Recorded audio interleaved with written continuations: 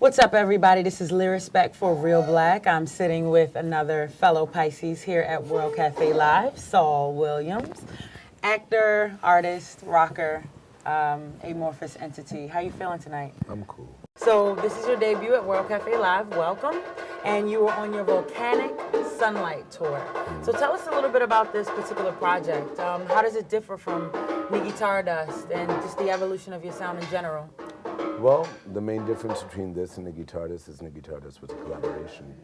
With Trent Reznor. Yes. Absolutely. And this album, I guess, isn't in that sense. You know, it's pretty much my process. Like after working with Rick Rubin, I did an album alone. So Amethyst Rockstar was a collaboration. The next album was less of that. The Saul Williams album was less of that.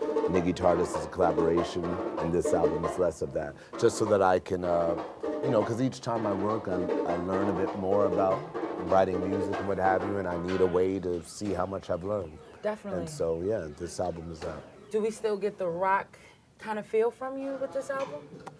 I mean, you tell me. I've never really made any promises to myself or to an audience of like, oh, you're gonna get this. Right. What you get is me.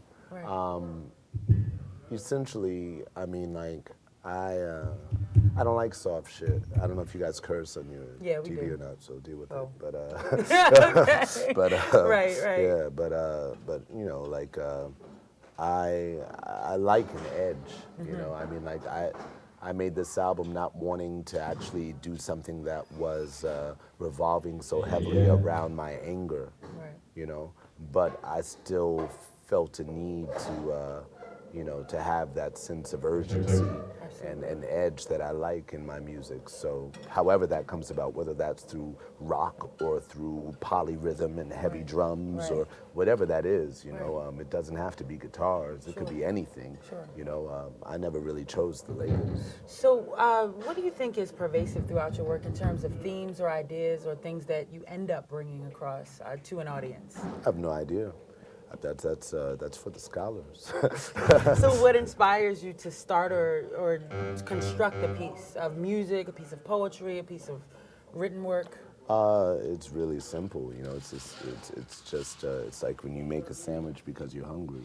I write a song because I feel like hearing it. You know, essentially, you know, it's either that or become a critic. You know, like when you have too much media interaction over the course of the day, and that brings about too much disappointment.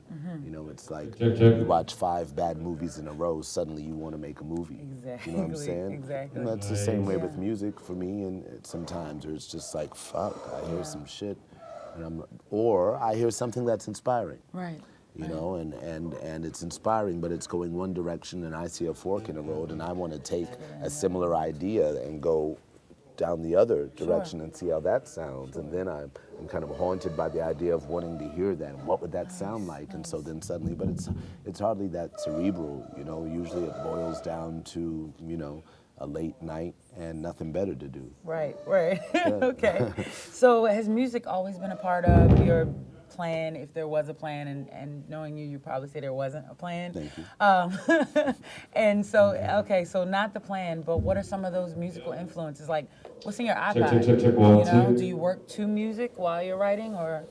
When I'm writing poetry, yes. I usually keep my iPod on shuffle, but recently I've been listening to a lot of like desert Saharan blues, a lot of music from Mali and Morocco and Tangier and Senegal, and also a lot of music from the Congo and Nigeria and Burundi and Rwanda.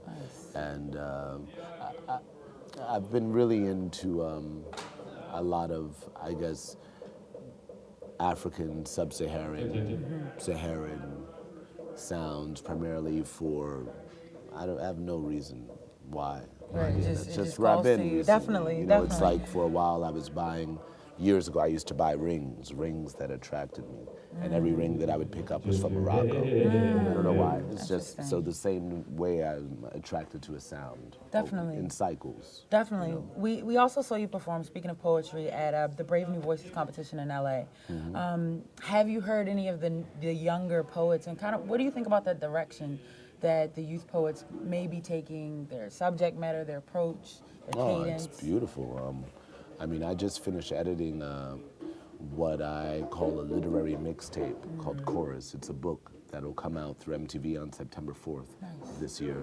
And it's an anthology of 100 poets. And I put out a call through social media for people to send me 2 poems, and I ended up with 8,000 poems. Wow. And of that, we had to choose 100 poems. And a lot of those poets that we chose were those young poets that are out there. It's 100 living poets, Definitely. you know, many of them super young. Yeah. And in that book, I put the titles on one side and then tried to weave just the poems themselves into a singular structure. So like one voice using 100 voices, and let the titles read at the end like movie credits, you know. Yeah.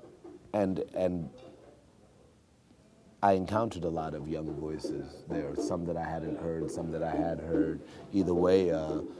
I think that, you know, there are tons of people moving in varied directions. Of course, you get a lot of people hungry with the idea of wanting to live off of their art, and so that might make them more competitive or what have you. And you know, we'll see where that leads. I have no idea. Right. I have no idea. Right. You know? Last question. Speaking of living off your art, you're a Renaissance man, if you will.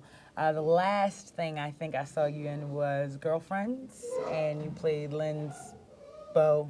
Maybe I missed a couple of things. So let's talk just very briefly about your interest in even continuing with acting and with theater. I first saw you in Slam, phenomenal. So. Well, I just finished a film that comes out this year. It's called Aujourd'hui, which in French means, it means today. Exactly. And we shot it in Senegal last summer.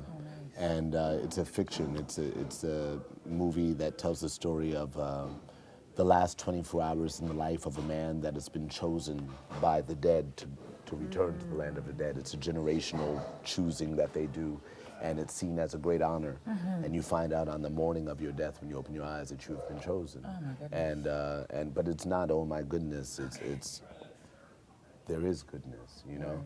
And so it's what he chooses, except for perhaps his parents or his wife, who have to deal with that, you know. And so it's the last 24 hours of his life. And you are this man. And I play that man. Nice. But the film is in French and Wolof. It's not in English. It's my first foreign film. It's totally in French and Wolof. Will it be released in the U.S.? Hopefully, we'll see. It was just in the official competition at the Berlin Film Festival last week. That was its premiere.